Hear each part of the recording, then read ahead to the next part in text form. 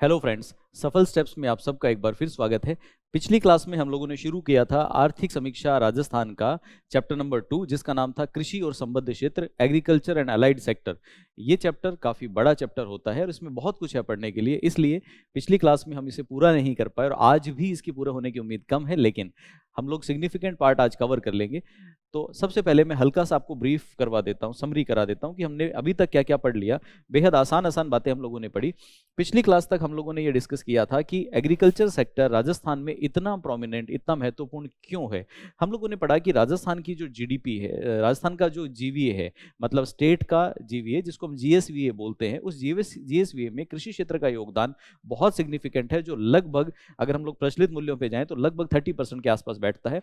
इसके साथ साथ हम लोगों ने पढ़ा कि कुछ ऐसी फसलें हैं जिन फसलों में राजस्थान पूरे भारत में सिरमौर है, पूरे भारत में शीर्ष स्थान रखता है, जिसमें से कुछ एक फसलें हमने पढ़ी थी, बाजरा, राई, सरसों, तिलहन, दलहन की फसलें, इसके अलावा चना, ग्वार आदि। और ग्वार के मामले में तो यूं समझ लीजिए कि देश का लगभग पूरा का पूरा उत्पादन ही राजस्थान अकेले में होता है, लगभग 78%। इसके साथ साथ हम लोगों ने पढ़ा था कि बाजरा देश का लगभग आधा 45% बाजरा राजस्थान पैदा करता है, और राई सरसों में भी हम लोग सिग्निफिकेंट रोल प्ले करते हैं। उसके बाद हम लोगों ने आगे पढ़ा था कि राजस्थान के अंदर अगर वैल्यूज देखी जाए, नंबर्स में देखी जाए और वृद्धि दर देखी जाए तो वो कितनी है।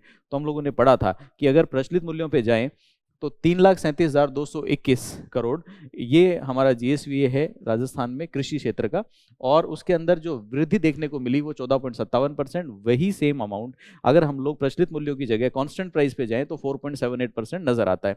उसके बाद हम लोगों ने पढ़ा था कि राजस्थान में जो टोटल रिपोर्टेड एरिया है, उस रिपोर्टेड एरिया के अंदर जमीन का यूटिलाइजेशन कैसे होता है, जिसके अंदर सबसे महत्वपूर्ण फिगर हमारे लिए थी कि टोटल सॉन एरिया का मतलब है टोटल बोया गया क्षेत्रफल कितना है। तो कुल भूमि का लगभग 52% बोया गया क्षेत्रफल है, ये हम लास्ट क्लास में पढ़ चुके।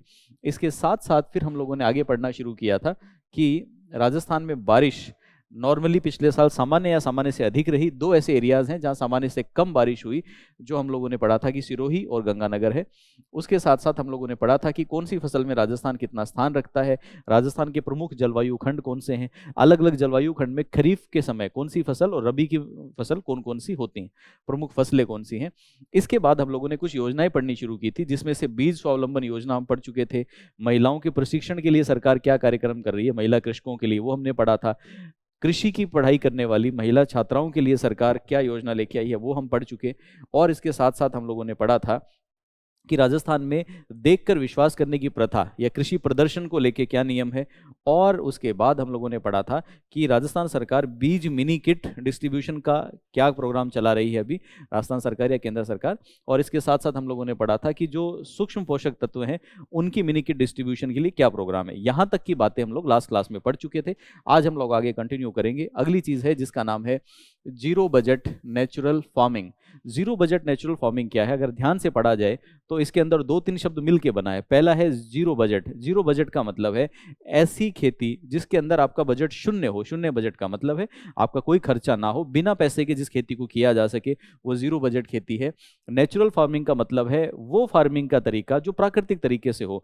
तो ऐसी खेती जो प्राकृतिक है और जिसमें जो निवेश है वो नाम मात्र का या शून्य है, वो जीरो बजट नेचुरल फार्मिंग है। जिसके अंदर खेत में ही हम जो संसाधन उपलब्ध होते हैं उन्हीं चीजों को खेत से ही बीज लेना, खेत से ही सिंचाई का पानी लेना, खेत से ही हम लोग उर्वरक का यूज कर लेना, ये सारी चीजें खेत से ही करके प्राकृतिक खेती को विकसित करने की कोशिश करते हैं, जिससे एक बेहतर संतुलन बन सकता है, ऑर्गेनिक फार्मिंग को बढ़ावा मिलता है और साथ के साथ किसानों को क्योंकि खर्चा नहीं करना पड़ता, इसलिए किसानों के लिए भी ये खेती अब लाभप्रद हो जाती है। तो इस तरह की एक योजना सरकार चला रही है। इस योजना का उद्देश्य है खेती में जान तो सशक्त किसान, किसान को सशक्त करना। आप जानते हैं कि सरकार इसके लिए प्रयासरत है। पहली बार इस योजना को 2019-20 के बजट में लागू किया गया था और उस समय 3 जिलों के अंदर इसको मुख्य रूप से चलाया गया, टोंक, सिरोही और बांसवाड़ा।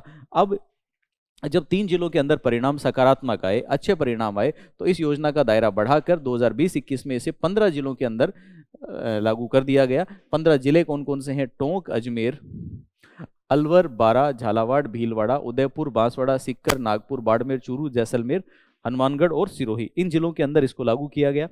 इसके साथ साथ इस योजना के अंदर अब हम लोग ग्राम पंचायत स्तर पे किसानों को 2 दिन का प्रशिक्षण देते हैं, जिसके लिए पहले किसानों का चयन होता है, फिर ग्राम पंचायत पे एक प्रशिक्षण शिविर लगाया जाता है और किसानों को एक बेसिक ट्रेनिंग दी जाती है कि किस तरह से जीरो बजट नेचुरल फार्मिंग को आगे बढ़ावा दिया जा सकता है। और इसके साथ साथ किसानों को अपने खेत में ही किस तरह से एग्रीकल्चर इनपुट्स, यहाँ पे एक शब्द यूज हुआ है कृषि आदान, आदान का मतलब होता है एग्रीकल्चर इनपुट, इनपुट का मतलब है खेती करने के लिए जो चीज़ें खेत में किसान को चाहिए वो सब इनपुट है, और जब फसल किसान बेचेगा वो आउटपुट है। तो एग्रीकल्चर इनपुट्स में जो जो किसानों को चाहिए उन सब चीज़ों के अंदर सरकार अपनी तरफ से अनुदान भी देती है और किसानों को कहती है कि आप आत्मनिर्भर बनेंगे इस योजना के माध्यम से, और खेती जो है वो धीरे धीरे रसायन से मुक्त हो जाएगी, केमिकल फ्री फार्मिंग होने लगेगी। तो ये हमारी योजना है जीरो बजट नेचुरल फार्मिंग। उसके बाद अगली योजना देखते हैं जिसका नाम है नेशनल फूड सिक्योरिटी मिशन, राष्ट्रीय खाद्य सुरक्षा योजना। राष्ट्रीय खाद्य सुरक्षा योजना अपने आप में एक सिग्निफिकेंट बहुत बड़ी योजना है। यहाँ पे हम इसका बहुत घनिष्ठ मतलब बहुत विस्तृत डिस्कशन नहीं करेंगे, छोटा ही रखेंगे। तो नेशनल फूड सिक्योरिटी मिशन केंद्र सरकार की प्रस्तावित योजना है। 2007-8 में ये शुरू हुई। शुरुआत में इसे गेहूं और दलहन के लिए लागू किया गया था। केंद्र सरकार की योजनाएं राज्य में जब लागू होती हैं तो लगभग ऐसी योजनाएं हैं जिसके अंदर केंद्र और राज्य दोनों मिलकर फंडिंग करते हैं। तो यहाँ पे भी जो खर्चा होता है वो केंद्र और राज्य मिलकर करते हैं, जिसमें से केंद्र सरकार की हिस्सेदारी 60% रहती है और 40% राज्य सरकार के द्वारा वहन किया जाता है। इसके अलावा एक और छोटा सा मिशन है जिसका नाम है राष्ट्रीय कृषि विस्तार व तकनीकी मिशन। कृषि विस्तार और तकनीकी मिशन में मुख्य उद्देश्य है कि हम खेती से संबंधित कार्यों को बढ़ावा दें और उसमें भी विशेष रूप से तकनीकी का प्रयोग खेती में धीरे धीरे बढ़े, आधुनिक खेती हो, वैज्ञानिक खेती हो। इस योजना में भी हम लोग केंद्र और राज्य सरकार मिलकर कंट्रीब्यूट करते हैं। 60 और 40 का यहाँ भी अनुपात है, केंद्र सरकार का हिस्सा 60 और राज्य सरकार का 40। उसके बाद हम लोग देखते हैं अगली योजना। ये अच्छा, इसी योजना में ये जो तकनीकी और कृषि विस्तार मिशन है इसके अंदर छोटे छोटे उप मिशन बनाए गए हैं।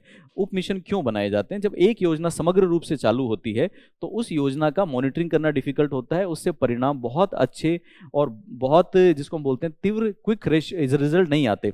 इसलिए योजना को छोटे छोटे टुकड़ों में तोड़ा जाता है। अलग अलग योजनाओं को छोटे छोटे हिस्सों को मॉनिटर करना आसान है।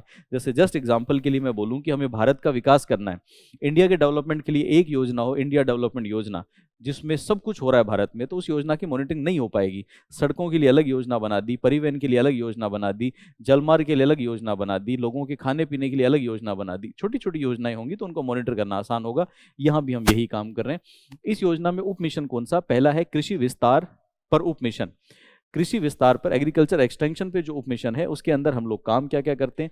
बीज और रोपण सामग्री पर उप मिशन चलता है, कृषि यंत्रीकरण पर उप मिशन चलता है। तो ये तीनों उप मिशन इसके अंदर आ गए। इसके साथ साथ राष्ट्रीय ई गवर्नेंस प्लान चलता है। गवर्नेंस आप जानते हैं, गवर्नेंस का मतलब है एक तरह से सुशासन या शासन। ई गवर्नेंस का मतलब है इलेक्ट्रॉनिक माध्यम से शासन को संचालित करना। तो वो सारी चीज़ें यहाँ पे की जाती हैं और तकनीकी मिशन को सक्सेसफुल बनाने की कोशिश की जा रही है। उसके बाद अगला है राष्ट्रीय टिकाऊ खेती मिशन। टिकाऊ खेती को अंग्रेजी में बोलते हैं हम लोग सस्टेनेबल एग्रीकल्चर। सस्टेनेबल एग्रीकल्चर का मतलब होता है, हिंदी में हम संधारणीय खेती भी बोलते हैं। खेती कीजिए तो ऐसे कीजिए कि ऐसे ना हो आपने खेती कर ली 2-4 साल, 2-4 सीजन, 10 साल आपकी खेती करने के बाद जमीन किसी काम की ना रहे और आने वाली पीढ़ियों के लिए कुछ ना छोड़ के जाएं। ऐसी खेती कीजिए जिसमें आज आप फायदा उठाएं, आने वाले समय में आपकी आने वाली पीढ़ियां फायदे उठाएं। उसको हम लोग बोलते हैं सस्टेनेबल एग्रीकल्चर है। तो सस्टेनेबल एग्रीकल्चर में हम लोग यहाँ पे एक मिशन चला रहे हैं और इस मिशन के जो बेसिक ऑब्जेक्टिव है वो ये है कि इस तरह की योजना चले जिससे किसान खेती के अंदर केमिकल वगैरह का यूज़ करके, हानिकारक चीज़ों का यूज़ करके खेतों को खराब ना कर दें, लंबे समय तक चलने वाली खेती करें।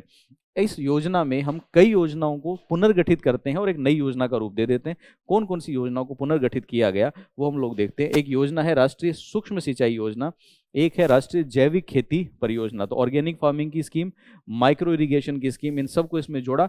इसके साथ साथ मृदा स्वास्थ्य व उर्वरकता प्रबंध योजना और वर्षा आधारित क्षेत्र विकास कार्यक्रम, इन सभी को जोड़ के एक योजना बनाई। 60-40 की फंडिंग है, 60% केंद्र सरकार का, 40% राज्य सरकार का। अब ये जितने भी सब मिशंस हैं, मतलब ये जो ऊपर योजना है इसमें कुछ सब मिशन भी बनाए गए हैं। इसके सब मिशन कौन कौन से? सब मिशन में पहला है वर्षा आधारित क्षेत्र विकास। वर्षा आधारित क्षेत्र विकास हो गया।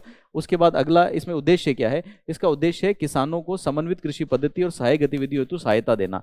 वो तो बेसिक है। इसके साथ साथ हम लोग क्या करते हैं, कृषि पद्धति के साथ साथ किसानों को हम लोग प्रमोट करते हैं, आगे मोटिवेट करते हैं कि वर्मी कंपोस्ट आप जानते हैं केंचुए की खाद भी बनाने के लिए हम आपको इकाई स्थापित कीजिए, उसके लिए हम आपको अनुदान देंगे। इसी में दूसरा सबमिशन है वो कौन सा, मृदा स्वास्थ्य प्रबंधन और मृदा स्वास्थ्य कार्ड।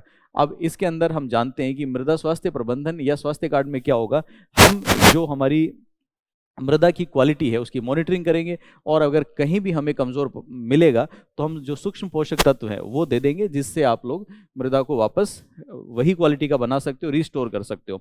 इसके साथ साथ परंपरागत कृषि योजना, ट्रेडिशनल फार्मिंग का मतलब है हम लोग ये मानते हैं कि केमिकल, मशीनें, ये सब तो आज की खोज है, लेकिन कृषि तो ज़माने से, सदियों से, सैकड़ों वर्षों से उन्नत थी। पुराने ज़माने में लोग पारंपरिक तरीके खेती के यूज़ करते थे, जिसमें खेतों में जो फसल होती थी उसी में से अच्छी क्वालिटी की फसल का थोड़ा सा हिस्सा बीज के रूप में रख लेना, खेतों में जो जानवर होते थे जानवरों के गोबर वगैरह को खाद में यूज़ कर लेना, पुरानी फसल के जो अवशेष बचते थे उसी को मिट्टी में दबा देना और वो गल के फिर से खाद के रूप में विकसित हो जाती थी। तो इस तरह की चीज़ें वहाँ पे की जाती थी। ऐसी पारंपरिक खेती को हम बढ़ावा देंगे, और इसके लिए साथ साथ हम जैविक खेती को, ऑर्गेनिक फार्मिंग को भी बढ़ावा देंगे, जिसके अंदर हम केमिकल फ्री फार्मिंग चाहते हैं बेसिकली। तो इसके लिए भी एक सबमिशन चलता है। इसके साथ साथ हम लोग आगे अगर देखें तो इसके साथ साथ हम लोग कृषि वानिकी पर भी एक उप मिशन चलाते हैं, जो 2017-18 में शुरू हुआ था, और इसका जो मुख्य उद्देश्य है वो है वृक्षारोपण को बढ़ावा देना। तो वृक्षारोपण को बढ़ावा देने के लिए इस योजना के अंतर्गत काम होता है। और कैसे काम होगा, लोगों को मौसम के हिसाब से जो अभी पौधे लगाए जा सकते हैं वो पौधे उपलब्ध करा दिए जाते हैं, और साथ के साथ उनको प्रोत्साहन भी दिया जाता है कि इन पौधों से आपको फायदे क्या होंगे। तो ये हमारा वानिकी क्षेत्र का मिशन है। उसके बाद हम लोग देखेंगे आगे है हमारे लिए प्रधानमंत्री कृषि सिंचाई योजना। प्रधानमंत्री कृषि सिंचाई योजना कोई नई योजना नहीं है, काफ़ी समय से चली आ रही है। इस योजना में सबसे पहले हम लोग देखें कि इस योजना के अंदर नोडल डिपार्टमेंट या नोडल विभाग कौन सा है। इस योजना का नोडल विभाग है हमारे लिए उद्यानिकी विभाग। नोडल विभाग का मतलब होता है वो विभाग जो सभी क्रियाओं के लिए केंद्र बिंदु होगा। इसका मतलब यूं समझें कि मान लीजिए राजस्थान में 10 ऐसे डिपार्टमेंट है सरकार के जो खेती संबंधी काम करते हैं। अब इन 10 डिपार्टमेंट में से अगर हमें इस मिशन के बारे में कोई जानकारी चाहिए, इस योजना के बारे में कोई जानकारी चाहिए, योजना के संबंध में कोई आवेदन करना है, तो कहाँ करें? एक केंद्र बिंदु तो चाहिए। तो जो सेंट्रल पॉइंट है वो हमारे लिए उद्यानिकी विभाग है। इस योजना से संबंधित सारे काम वही करेगा, और उसी को हम लोग नोडल डिपार्टमेंट बोल देते हैं। इस योजना में काम क्या होता है, इसके नाम से ही पता चल रहा है कि सिंचाई के जो साधन हैं उनके निर्माण के लिए यहाँ पे आर्थिक सहायता दी जाती है, जिसके अंदर फार्म पॉन्ड का मतलब है खेत में बनाया जाने वाला तालाब, जल की हौज या डिगियाँ, इनका निर्माण यहाँ पे किया जाता है। केंद्रीय प्रस्तावित योजना है, 60-40 का इसमें रेशियो रहता है। केंद्र सरकार 60% पैसे देगी और राज्य सरकार 40%। उसके बाद हम लोग देखते हैं आगे, अगली जो हमारी योजना है उसका नाम है प्रधानमंत्री फसल बीमा योजना। फसल बीमा योजना भारत में एक बहुत महत्वपूर्ण योजना है। 2016 में इस योजना को शुरू किया गया। इस योजना का इतना महत्व क्यों है? देखिए, हम हमेशा ये सुनते हैं कि किसान पूरी तरह से प्राकृतिक परिस्थितियों पर निर्भर करता है। अब प्रकृति की जो परिस्थितियां हैं उनको इमेजिन करना, उनको अनुमान लगाना संभव नहीं है। किसान ने कई बार फसल लगा ली, कई बार बहुत ज़्यादा बारिश हो जाती है, ज़्यादा बारिश से फसल का नुकसान हो गया, बाढ़ आ गई, बाढ़ के कारण फसल बह गई, सूखा पड़ गया, उसके कारण फसल खराब हो गई, टिड्डियों का अटैक हो गया, उसके कारण फसल खराब हो गई, फसल में कोई बीमारी लग गई, उसके कारण फसल खराब हो गई। तो कई तरह से किसान की फसल की नुकसान होने की संभावना रहती है। इसका मतलब यूँ समझें कि खेती में अनाज बोने से लेके कटाई करके बेच देने तक किसान रोज जोखिम उठाता है, रिस्क पे रहता है कि अगर आज मेरी फसल नष्ट हो गई तो मेरा सारा मेहनत, सारा पैसा बर्बाद हो जाएगा। इसलिए कुछ बीमा कंपनियां किसानों को बीमा की सुविधा उपलब्ध कराती हैं कि आप अपनी फसल का बीमा करा लीजिए, अगर आपकी फसल का नुकसान होता है तो उस नुकसान की भरपाई हम करेंगे, बीमा कंपनी करेगी, आपको कुछ देने की ज़रूरत नहीं है। ये तो अच्छी सुविधा है, लेकिन हमारे भारत में इसके बारे में लोगों में जागरूकता बहुत कम है, किसान इस बारे में जागरूक नहीं है। अगर कोई किसान फिर भी ये तय कर लेता है कि चलिए मैं फसल का बीमा करा लेता हूं, तो उसको बीमा कराने के लिए जो पैसे देने पड़ते हैं, जिसको हम बीमा प्रीमियम बोलते हैं, वो बीमा प्रीमियम भारी अमाउंट में देना पड़ता है। ऐसा ना हो इसके लिए सरकार एक योजना ले आई जिसका नाम है प्रधानमंत्री कृषि बीमा योजना। इसके अंदर किसान बीमा कराने के लिए कितने पैसे देगा वो फिक्स कर दिया गया, और जो बाकी पैसे हैं, किसान से जितने पैसे लेने वो ले लेंगे, बाकी पैसे अनुदान के रूप में सरकारों के द्वारा दिए जाते हैं। तो हमें ये देखना है कि इसमें कौन कौन सी फसलें कवर्ड है और सरकार कितना पैसा देती है। तो देखिए इस योजना में मुख्य रूप से खाद्यान्न की फसलों को शामिल किया गया। खाद्यान्न में अनाज, मोटा अनाज, दालें, तिलहन और वाणिज्यिक और बागवानी की फसलें ये इसमें शामिल है। अगर मान लीजिए कि कोई भी किसान खरीफ की फसल का बीमा कराता है तो किसान को 2% प्रीमियम देना होता है, रबी की फसल है तो 1.5% प्रीमियम देना होता है, और अगर उसकी फसल बागवानी की फसल है तो किसान को 5% यहाँ पे देना होता है। 2020 में असंचित क्षेत्रों के लिए 30% और संचित क्षेत्रों के लिए 25% का हम लोगों ने अधिकतम प्रीमियम का अनुदान केंद्रीय सरकार द्वारा वहन किया गया। इसका मतलब जो बाकी अनुदान है वो राज्य सरकार देगी, और इस योजना से किसानों को नेचुरली लाभ हो रहा है। ये सारे के सारे प्रयास सरकार के उन प्रयासों में सम्मिलित थे जिसमें सरकार किसानों की आय को दुगना करने के बारे में योजना बना रही थी। अब हम लोग बात करते हैं प्रोडक्टिविटी की, उत्पादकता की। 1997-98 से 2001-2 तक अगर हम लोग कंपेयर करें, तब तक हमारी जो एवरेज प्रोडक्टिविटी है, औसत उत्पादकता है, वो हमारी 2001-2 की ले लें और हम कंपेयर करें 2020-21 की, तो दोनों को कंपैरिजन करें तो वहां से यहां तक हमें देखना कहां उठ के आ गए। वहां से यहां तक 101.15% की सुधार हमें देखने को मिलता है, ग्रोथ देखने को मिलती है अगर अनाज को देखा जाए। अगर हम लोग देखते हैं दालों की फसल को, तो दलहन की फसल में हमें 46% इंप्रूवमेंट देखने को मिलता है, और अगर हम लोग तिलहन की फसल देखें तो 77% इंप्रूवमेंट देखने को मिलता है। कपास या रुई में देखें तो 100% इंप्रूवमेंट है। अब इसमें थोड़ा सा हम लोग अगर इसको एनालाइज करें तो हम लोग ये देखें कि अनाज के साथ साथ कपास या रुई, और रुई के साथ साथ हम लोग देखें तिलहन, तो यहाँ पे तो हमें ठीक ठाक इंप्रूवमेंट देखने के लिए मिलता है। यहाँ पे लगभग 100%, यहाँ पे लगभग 100%, यहाँ पे 77%। लेकिन अगर दलहन की फसल देखें तो दलहन में जो सुधार है वो नाम मात्र का 46% सुधार है, और वर्ष देखिए 97-98 से 2001-2 यहाँ तक। तो ये 4-5 सालों का जो बेसिक गैप है वो ये दिखाता है। अब 97-98 से यहाँ तक, और अब हम कर रहे हैं इसकी तुलना 2020-21 से, मतलब इन 4 सालों की ग्रोथ और 2020-21 की, तो ये 4 साल का गैप है, वहां पे तो लगभग 20 साल का गैप हो गया। इसकी अगर हम लोग कंपैरिजन कर रहे हैं तो ये दिखाता है कि 20 साल में हम अपनी उत्पादकता को जस्ट डबल कर पाए। 100% ग्रोथ का मतलब है जो चीज पहले 100 होगी वो बढ़ के कितनी हो गई होगी, 200, इतना ही कर पाए। देखने में 100% बड़ा फिगर है, लेकिन फिर भी ये चिंता का विषय है। जनसंख्या देखिए कि इतने दिनों में हमने जनसंख्या में ग्रोथ कितना किया। जनसंख्या की बढ़ने की गति तेज है, और साथ में कृषि उत्पादकता की बढ़ने की गति है वो धीमी है। अगर कृषि उत्पादकता और जनसंख्या दोनों पैरेलल नहीं बढ़ेंगी, साथ साथ नहीं बढ़ेगी, तो हम लोग खाने के लिए भी दूसरे देशों पर निर्भर हो जाएंगे, और अगर ये तेजी से नहीं बढ़ी तो भूल जाइए कि आप कभी निर्यातक देश बन पाएंगे। इसके साथ साथ दलहन में ऑलरेडी हमारी स्थिति बहुत खराब है। दालों की फसलें भारत में पर्याप्त मात्रा में है नहीं। दाल भारत के मुख्य आहार का एक हिस्सा है, उसके बावजूद भी इसमें जो ग्रोथ है वो नेग्लिजिबल या नाम मात्र की ग्रोथ। जब आप लोग आरएस मेंस वगैरह के कोई क्वेश्चन लिखते हैं तो वहाँ पे ये आंकड़े आपके लिए काम आ जाते हैं, और आप बता सकते हैं कि जैसे हमसे पूछा जाता है कि कृषि क्षेत्र में और आगे सुधार की क्या गुंजाइश है, तो आप लिख सकते हैं कि कृषि में दालों के क्षेत्र में उत्पादकता को बढ़ाने की संभावना है। बाकी जगह जहाँ पे उत्पादकता बढ़ी हुई है तो वहाँ पे भी उसका जो अनुपात है वो बहुत ज़्यादा नहीं है। उसके बाद अगला हम देखते हैं कि उद्यानिकी विकास के लिए राज्य में कौन कौन सी योजनाएं चल रही हैं, जिसमें से पहली योजना है जिसका नाम है राष्ट्रीय बागवानी मिशन या नेशनल हॉर्टिकल्चर मिशन। ये योजना भी केंद्र सरकार की योजना है, और केंद्र सरकार की योजना होने का मतलब केंद्र सरकार इसके अंदर मेजर कंट्रीब्यूशन देगी। तो 60% योगदान केंद्र सरकार का और 40% इसमें राज्य सरकार का योगदान होता है। इस योजना के अंतर्गत हम लोग बागवानी की फसलों को बढ़ावा देने के लिए किसानों को पैसा देते हैं। क्या क्या काम किसान कर सकता है? वर्मी कंपोस्ट की डेवलपमेंट यूनिट, वर्मी कंपोस्ट बनाने का प्लांट लगा सकता है। प्लास्टिक टनल बना सकता है। प्लास्टिक टनल का मतलब आपने देखा होगा कि इस तरह से प्लास्टिक से कवर करके गुफा जैसी बना दी जाती है जिसके नीचे बागवानी की फसलें होती हैं। जल भंडारण प्याज भंडारण के लिए किसान स्टोरेज बना सकता है, और इसके अलावा सिंचाई के लिए जल के स्रोत विकसित कर सकता है। तो इन सभी के डेवलपमेंट काम कर सकता है। इस बजट में अगर देखा जाए तो इसके लिए वर्तमान 2021-22 के बजट में जो बजट प्रावधान है वो 107 पॉइंट, पिछले बजट में 107.60 करोड़ का प्रावधान इस योजना के अंतर्गत रखा गया था। इसके बाद अगली योजना है जिसका नाम है प्रधानमंत्री कृषि सिंचाई योजना।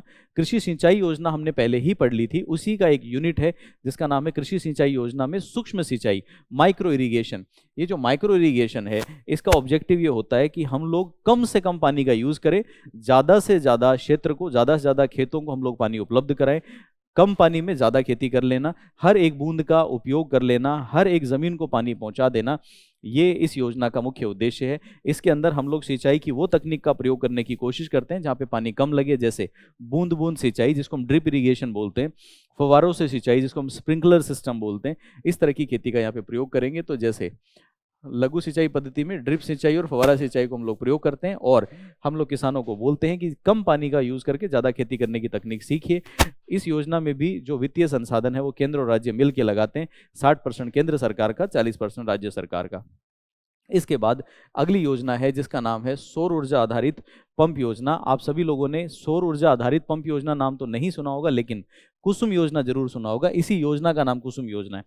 ये जो कुसुम योजना है ये भी बेसिकली केंद्र प्रस्तावित योजना है। इस योजना का उद्देश्य क्या है? बहुत सारे किसान आज भी ऐसे हैं, बहुत सारे खेत ऐसे हैं जिनके अंदर बिजली नहीं पहुंची। बिजली ना पहुंचने की वजह से अगर किसान वहां पे कोई ट्यूबवेल या कुआं ऐसा कुछ बना लेता है तो उसमें से पानी बाहर निकालने के लिए किसान के पास में बिजली की मोटर काम करेगी नहीं। तो किसान को बिजली की मोटर की जगह डीजल की मोटर वहां पे लगानी पड़ती है, डीजल से चलने वाला पंप लगाना पड़ता है। जिन जिन किसानों के पास बिजली की मोटर नहीं है, डीजल पंप है, उन किसानों को हम यहाँ पे प्रोत्साहित करते हैं और उनको बोलते हैं कि डीजल पंप का चक्कर छोड़िए, आपको सौर ऊर्जा से चलने वाला पंप हम लोग दे देते हैं। सौर ऊर्जा से चलने वाला पंप लगाइए। अगर आपने सौर ऊर्जा से चलने वाला पंप लगाया तो उसके बदले में सरकार आपको ग्रांट या अनुदान कुसुम योजना के अंतर्गत देगी। तो ये बेसिकली कुसुम योजना है। कुसुम योजना नवीन व नवीनीकरणीय ऊर्जा मंत्रालय, जिसको हम लोग बोलते हैं मिनिस्ट्री ऑफ रिन्यूएबल एनर्जी, उन्होंने इसको स्टार्ट किया। 2019-20 से ये योजना चल रही है और इस योजना के अंतर्गत हम लोग किसानों को बोलते हैं कि 3 HP से 10 HP क्षमता तक का पंप आप लगा सकते हैं, लेकिन कंडीशन है सौर ऊर्जा से चलने वाला होना चाहिए। डीजल पंप को हटा देंगे, लेकिन यहाँ पे कंडीशन है जो बेहद इंपॉर्टेंट है कि सरकार किसानों को अनुदान तब देगी अगर उनका पंप 7.5 HP 7.5 HP से ज़्यादा का नहीं है। इससे ज़्यादा ऊंची पावर के जो पंप हैं उनके लिए अनुदान नहीं दिया जाता है। इस योजना के अंदर 60% अनुदान है। और 60% अनुदान कैसे आएगा? 30% केंद्र सरकार और 30% राज्य। तो बाकी 40 कहाँ गया? बाकी 40 किसान को अपनी जेब से खुद देना पड़ता है। और उस 40 के लिए भी सरकार यहाँ पे व्यवस्था करती है कि अगर किसान के पास पैसे नहीं है तो वो 40% किसान बैंक से फाइनेंस करा सकता है, और सरकार बैंकों को भी इंस्ट्रक्शन बीच बीच में देती रहती है। इसमें पात्र किसान कौन है, एलिजिबल किसान कौन है? वो किसान इसके अंदर एलिजिबल है जिसके पास बिजली का कनेक्शन नहीं है और पूरी तरह से डीजल से चलने वाले पंप के ऊपर निर्भर करता है, तो वो इसमें योजना में एलिजिबल है। डीजल पंप हटाओ और उसकी जगह नया इलेक्ट्रिक सौर ऊर्जा से चलने वाला पंप लगाओ। उसके बाद ये एक छोटी सी सूचना है, आप अगर कुसुम योजना के बारे में एग्जाम में लिखते हैं तो काम आएगी, नहीं तो इसका इतना रोल है नहीं, कि दिसंबर 2021 तक 64,010 सौर ऊर्जा से चलने वाले पंप लगा दिए गए थे।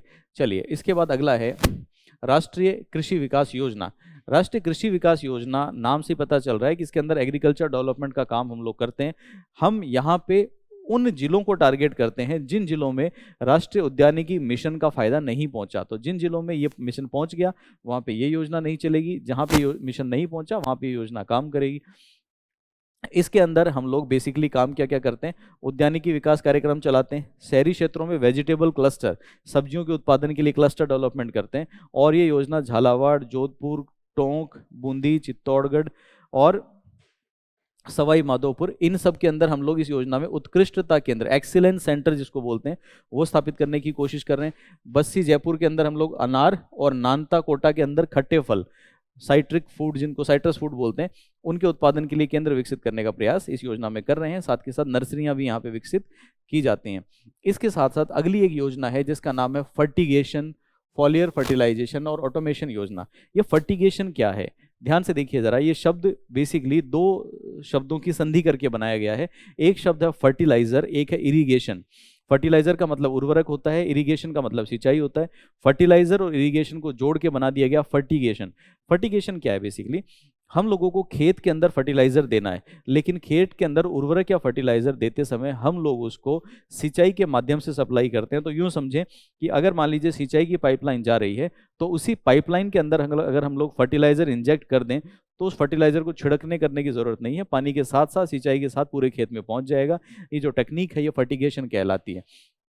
तो हम लोग इस मिशन के अंतर्गत ज़्यादा गुणवत्ता, ज़्यादा उत्पादन, ज़्यादा गुणवत्ता, ज़्यादा पोषक तत्व ये खेतों के अंदर विकसित करना चाहते हैं। इसके लिए हम लोग बूंद बूंद सिंचाई प्रणाली या माइक्रो इरिगेशन का यूज़ करते हैं, और उस माइक्रो इरिगेशन के साथ साथ हम लोग फर्टिगेशन टेक्निक का यूज़ करके ऐसे फर्टिलाइजर यूज़ करते हैं जो पानी में घुल जाएं और पानी में घुल के खेत के अंदर पहुंच जाएं। तो ये एक इस संबंध में योजना है।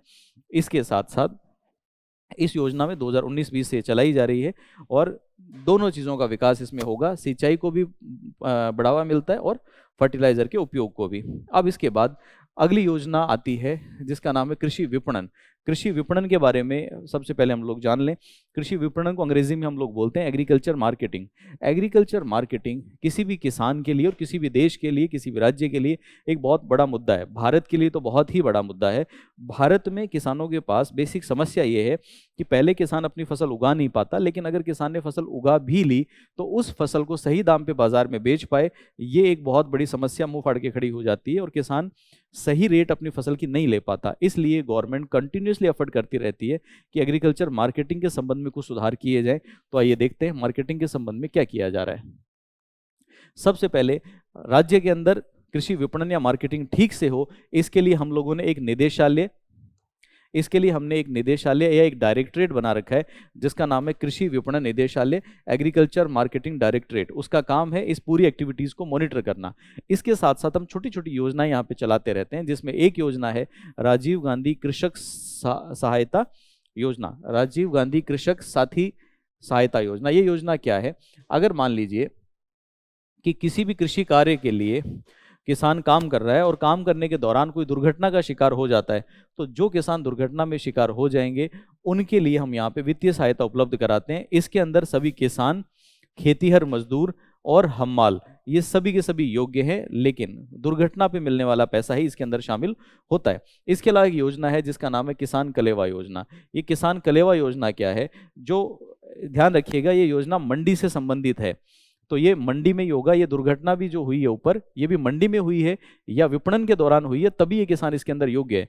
कलेवा योजना क्या है? जब किसान, मजदूर, ये सब लोग जब मंडी में आते हैं तो मंडी में आने के बाद में वहाँ पे आधारभूत सुविधाएं अभी पूरी तरह से विकसित नहीं है और किसानों को वहाँ पे अच्छी गुणवत्ता का खाना नहीं मिल पाता।